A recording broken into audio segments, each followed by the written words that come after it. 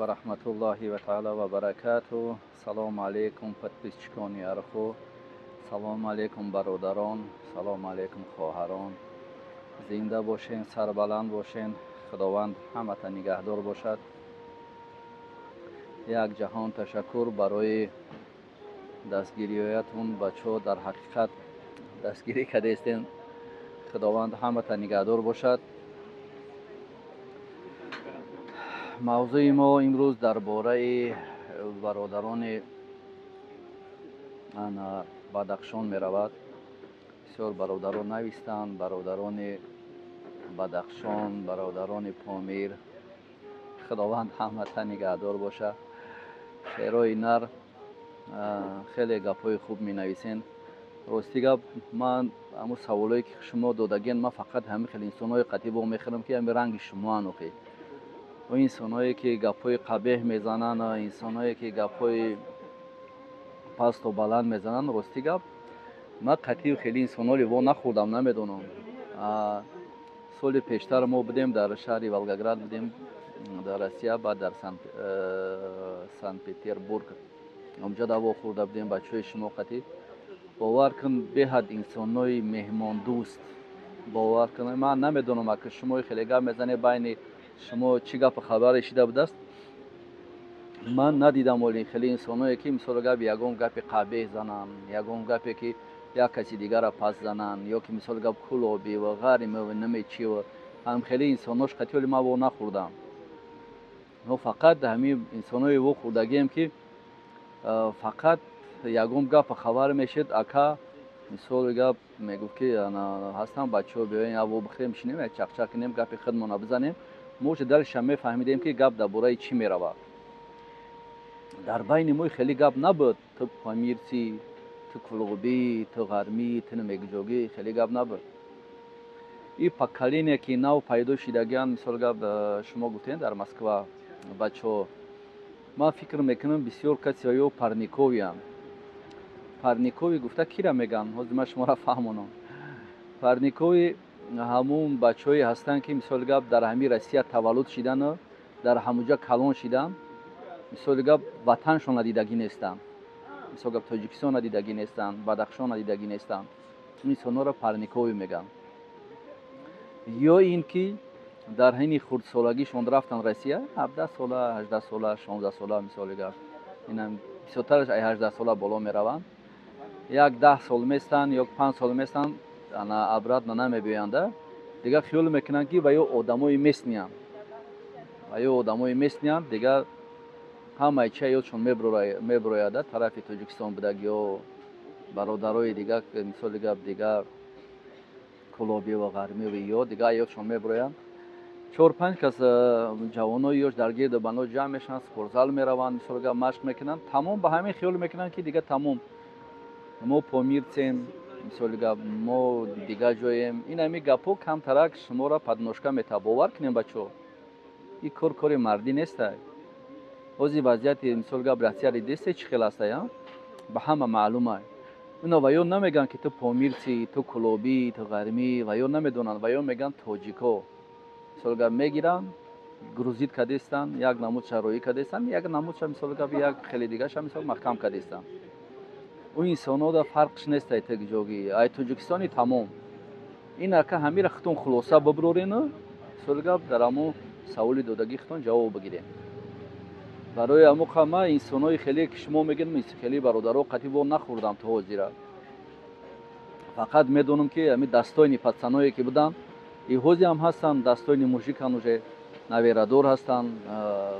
سول خیلی اکثر وقتش که گذشت ای بین انا از سین سال هم که رفت دیگه خیلی چیز راستیگه با اهمیت نمیتی.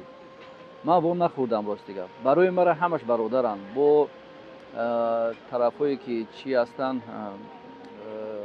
چی میگن یادم برآمد. بدخشان هست. با چی هست طرفای شما ده؟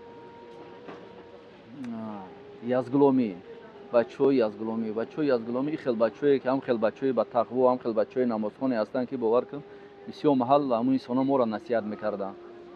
همین بچه‌ای همون یزگلومی ها بسیار بچه‌ای همین با تقوا ما را فقط می اومدن میگفتن که مثلا هوایو ما را راستی گپ همین کاری که ناشیدنی بود هوایو میدونستن یا که حس میکردن می اومدن ما را میگفتن که هم خیلی گپ خبره بچه‌ها احتیاط شین این کاری مردکی نیست مثالی گپ ما یک جا میدونستیم این همین رنگ ختم برین اگر یک از کلون ما این همین کلون شما اگر شما را بگه که بیا رفتیم کلوبی را میزنیم بیا رفتیم قرمی را میزنیم بیا رفتیم دیگه همه در قلفشون میرین مثال گپ اینترسواد نمیکنه که برای چی ما بریم و یا را بزنیم یا که برای چی بریم رازبورکا کنیم برای ایرا لبوی کسی شما مثال گپ حق داره پرسیدن در کلون ایتونه که شما که برین وجه شما در حساب یک فیش حساب میشین یک مثال گپ میگیرن شما را استفاده میبرن هر یک انسان حق داره برای اینکه بپرسه که اینا رفته استیم برای چی بریم اکا در اوجه چی گپ چی خبره ای چی کار سر شدگی ای انا اون محل در مثال گپ خلاصت همه بروریم میشینیم میره نه اینکه مثال گپ بگوییم که او برادران ما کلونا هیچ مال خطا نمیکنن و یا گفتن رفتیم بزنش رفتیم نه گپ تون معقوله نه که هر یک انسان حق داره پرسیدن داره برای همون برادران خداوند همه تا نگهدار باشد همین خیلی گپ خبرها را مثال گپ کم کنین این زیبی مثال گپ بچهای شما نداره باور کن بچهای شما بچهای خلق کوهستان هر یک شعرهای نری هستن که خیلی که همون دلشون هم خیلی شعر دیلن مثال گپ سخنگویی دم همون خیلی هستن اما نمیدونم ندیدم بچه‌ای که بیان این خیلی منمنی کنن اون انسانی که منمنی میکنه حتما وای را استفاده میبرن حتما وای را استفاده میبرن ما با مثال گپ بسیار درباره برادر چهارشنبه گفتیم حاضر مثال وای شیشتگی او برادر که شیشتگی حاضر در زندان که هست مثال در حق وای ما باید یگان سخن مثال گپ نگوییم برای چون مرد شیشتگی در حق وای یگان سخن گفتن نمیتونی اشیبکا کرد یا اشیبکا نکرد مثال گپ در زندان که هست برای انسان یگان گپی پست بلند زدن اون انسانی که در حق وای مثال گپی پست بلند میزنه و فکر میکنم که هم خودش واجد نمیکنه فرق نداره کی هست کی نیست در جای چهارشنبه اگر دیگه آدم هم کی باشه وقتی که زندان کی شد در حق این آدم مثال گپ یگان بار باید شما گپی پست بلند نزنید وای گناهگار شید در گناه خودش مثال گپ اینا شتگی اصلاح کرده است برآمد اما انسان خودش 100% مثال گپ در گرد بناش میگه و یگان کس خفه نمیشه و آدمای گرد بناش خفه میشه برای چی که آدمای گرد بناش مثال نپراوی نفهموندنش اینا وقتی که در اومد دیگه که خودشون میدونن خدا برای همون انسانی که در زندان در اومد هیچ مال قفای وای گپ نزنین چه خیلی که نه برای ابراژیز شه فرق نداره چو مثال گپ سرخای چو موژیک شیشتگی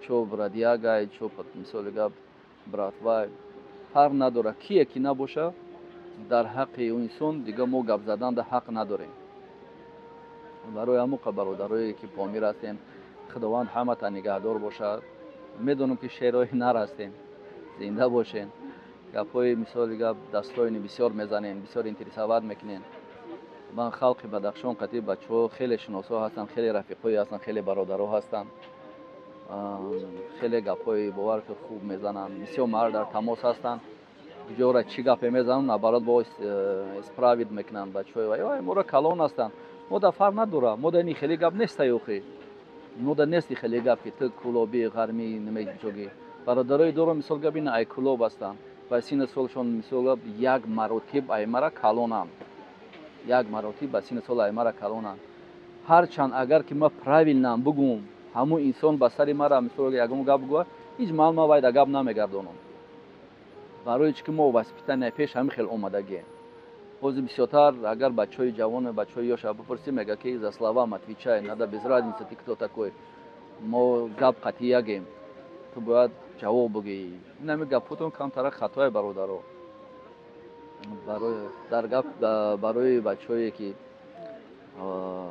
بدخشان های گپ کشتیم خداوند نعمت نگهدار باشه اگر که بخوایم که یگم گپی بعد گفتن ای ده ما یگم گپی بعد نمیبروید نه اینکه برای بچهای پامیر برای تمام برادرانی که در تاجیکستان هستند فرق نداره در جایی که برادران ازبکی در تاجیکستان زندگی میکنن مثلا ما با یارو برادر میدونیم нест барои моро ненавист, слово ненавист нест иншоаллоh. И мо пас таратсам мекунем ки бачаҳои ҷавонам ҳамхел шаванд. Накунем ҳамин ненавист ки пайдо шид баъд дига сар мешава ҳамхел. мисолга баъд помириш ҷудо мешава, кулоби ҷудо мешава, ғарми ҷудо мешава, дига ҳар як кас худша таъриф мекунад. Группаи мо группаи шумо худтона метонем ба як шарте таъриф кунем ки ҳамдигариро меҳмониро даъват мекунем. ан он маҳалда таъриф кунем арзанда. агар биё мерем ки мезанем ё ки ягон кори чӣ мекунем, ин кори мардакӣ нестай.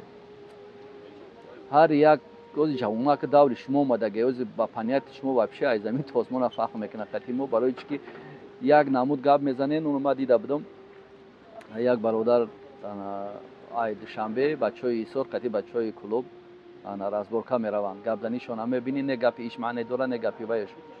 ин дар ягум ҷо туғурӣ намебиёяд. Агар ки шумо дар байнтон калон бошад, шуморо хеле гап задан намемонад ҳеҷ маҳал. барои ҳамин бародаро ҳамин накунем миллатчигиву қабилачигиву намечигиву ҳаминро накунем.